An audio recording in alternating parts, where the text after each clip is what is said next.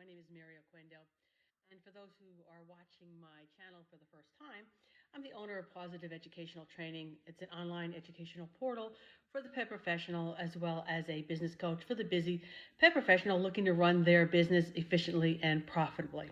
Right. So today's topic is going to be on grooming special needs pets, including pregnant dogs, females in heat, tripods, deaf, blind, and senior pets. Okay. So I'm going to start with pregnancy. A typical pregnancy is about 8 to 9 weeks. And if you've ever been pregnant, you know exactly how uncomfortable a pregnancy can be. So we're looking to keep this pet comfortable and aware of their fatigue, right? This would be a start to finish pet, right? I want them in and out. I don't want to groom this pet once they've reached that 8 week mark, so 7 weeks or less. And I would do a nursing clip, so an extended clip on the abdomen. Be really careful around the nipples and make sure the blades are cool, as well as an extended sanitary clip around the genital area.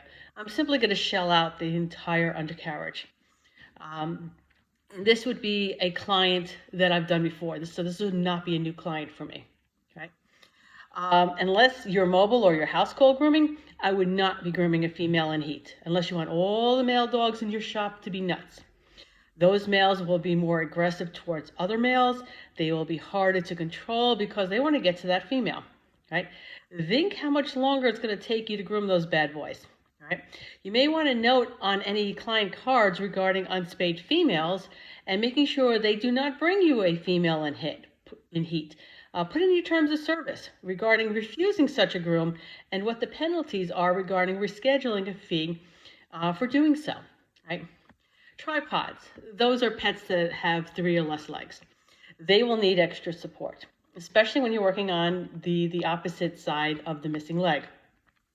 I would encourage this pet to sit for the bulk of the groom and then either have an assistant or when needed, or use various support systems. In the market, there's like Hound Hammock, the Hanby Lip system, and the Romani has one as well.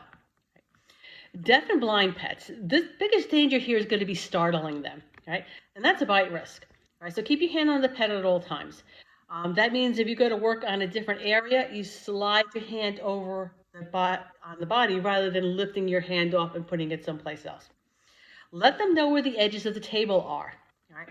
I also use any of the harnesses for stability when necessary.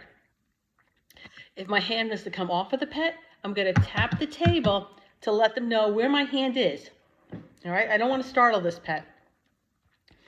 I find that this group, along with the seniors, are more prone to high velocity dryer induced seizures.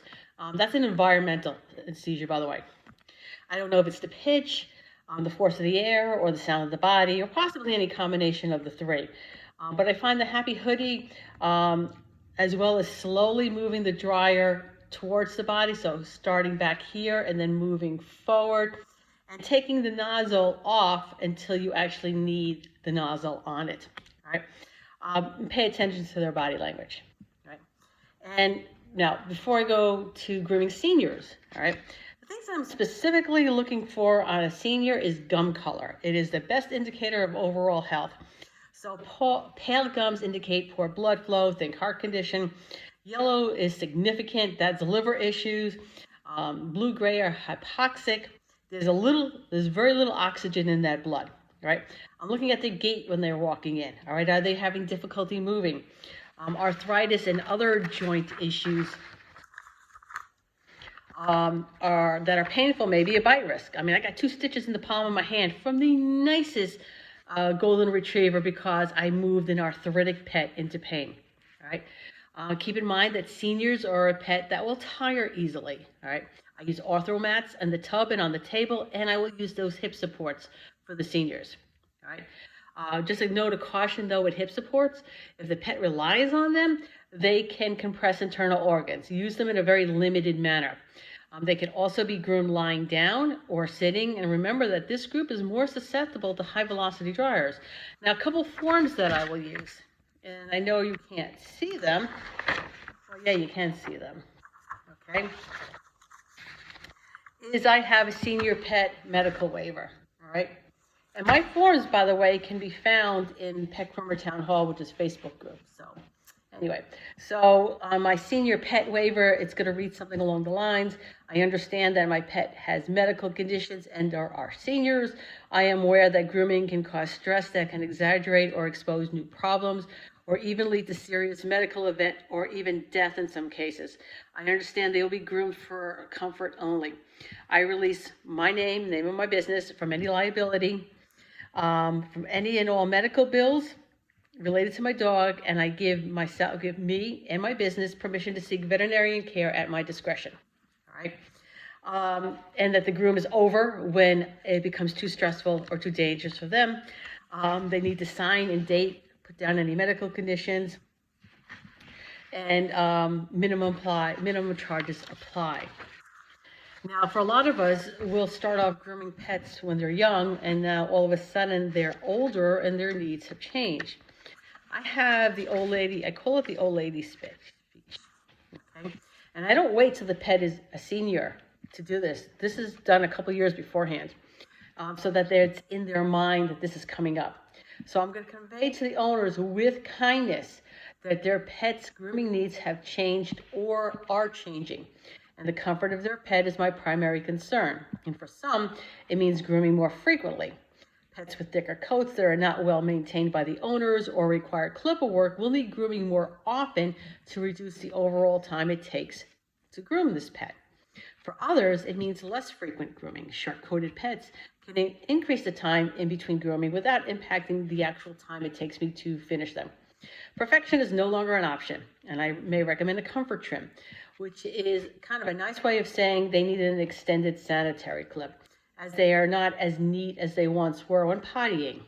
I will always ask what the status of any medical concerns are on the senior pet. I may also suggest grooming on the installment plan if I cannot safely complete grooming in one session, or that the owners want more work done than is comfortable for this pet at the time. The installment plan breaks up the grooming into 2 or more visits, and this will drive the price up. And so most pet owners opt, I have found, that whatever can be accomplished in one sitting. I am very, very clear that the grooming is over when I say the pet has had enough. Now, when you have this conversation with owners, you really need to be aware that this conversation can spark visions of the future death of their beloved pet. It can be very emotional for some owners. Now, as I was a mobile groomer, this conversation usually happened over a cup of coffee in their kitchen, which helped to remove any of the sterility of it. So I would make sure I would spend the time I need to ensure that owner that the very best care was always what I was striving for their pets. Okay. So thank you for paying attention. So don't forget, please subscribe to this channel. And I'll see everybody next week.